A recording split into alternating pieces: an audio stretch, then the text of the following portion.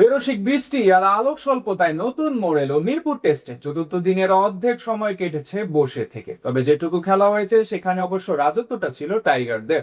মুমিনুল হক ও নাজমুল হোসেন শান্তর অর্ধশতকে ম্যাচের চালকের আসনে টাইগাররা।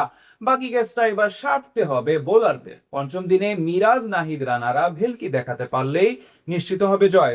প্রথম ইনিংসে 27 রানের লিড নেওয়া বাংলাদেশ চতুর্থ দিন শেষে আছে চালকের আসনে। বিশাল লিড নিয়ে ম্যাচ জয়ের দ্বারপ্রান্তে দাঁড়িয়ে লাল সবুজেরা। যদিও বৃষ্টি বাধায় বেশ খানিকটা সময় নষ্ট হলেও শেষ সেশনে দুই দলের মধ্যে ব্যবধানটা বাড়িয়ে নিয়েছেন নাজমুল হোসেন শান্তর দল। দিনের শুরুটা অবশ্য ভালো হয়নি বাংলাদেশের। সকালেই দ্রুত দুই ওপেনারকে হারিয়ে কিছুটা চাপে পড়ে যায় টাইগাররা। মোহাম্মদ আব্বাসের বলে এলবিডব্লিউ হয়ে ফেরেন মাহমুদুল হাসান জয়। রিভিউ নিলেও আম্পায়ার্স কলের সিদ্ধান্ত বদলায়নি। 26 বলে 5 রান করে সাজঘরে ফিরতে হয় তাকে। এরপর খুব বেশি সময় টিকতে পারেননি সাদমান ইসলামও। হাসান আলীর বাউন্সার অফ স্টাম্পের বাইরে খেলতে গিয়ে গালিতে ক্যাচ দেন এই ব্যাটার। ফলে 23 রানে 2 উইকেট হারিয়ে বিপাকে পড়ে যায় বাংলাদেশ। এই কঠিন পরিস্থিতিতে ইনিংসের হাল ধরেন অভিজ্ঞ ব্যাটসম্যান মুমিনুল হক ও অধিনায়ক নাজমুল হোসেন শান্ত।